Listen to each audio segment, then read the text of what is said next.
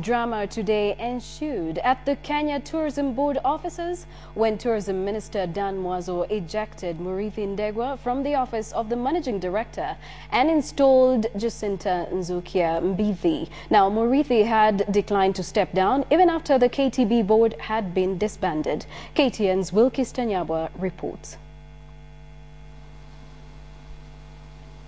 Just before 10 a.m. on Friday, employees at the Kenya Tourism Board received a surprise guest.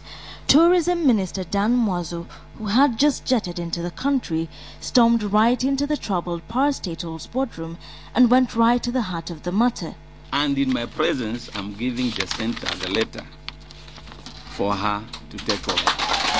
As the bewildered staff watched, he presented Acting Marketing Director Jacinta nzioka-mbithi with a letter appointing her as Acting Managing Director.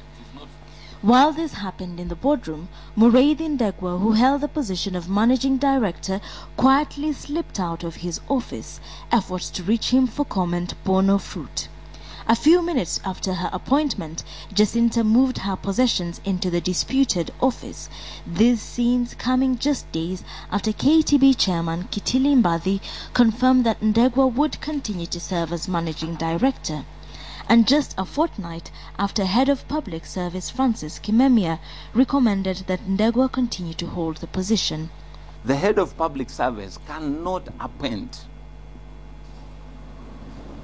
a parastatal head in my ministry. It is very clear from the Act.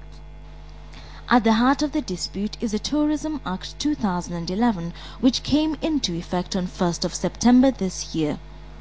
According to the minister, following the implementation of the Act, the terms of the sitting Board of Directors and the Managing Director were effectively revoked.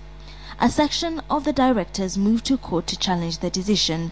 The board members further recommended that Muriithi stay on according to KTB guidelines that allow for the MD's position to be declared vacant only when the board has no intentions of renewing his or her term.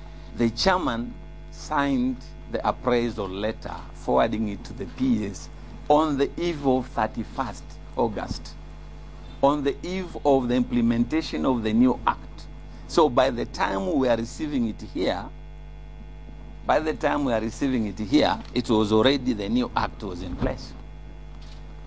Therefore, the new Act takes effect with any other appointment, either the CEO, not only KTB, any other vacant position that would fall in the Ministry of Tourism parastatals. Correspondence shows that once the board's term was revoked, the permanent secretary advised the minister to choose between two shortlisted staff members to act as MD. Mwazo chose Jacinta, whom he said had more experience, causing the fallout.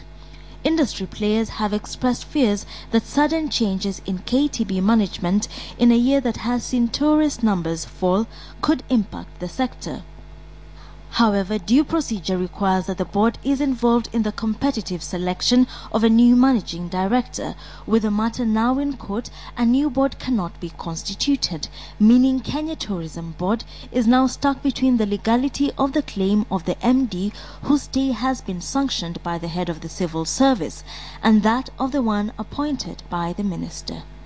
Wilkis, KTN Prime.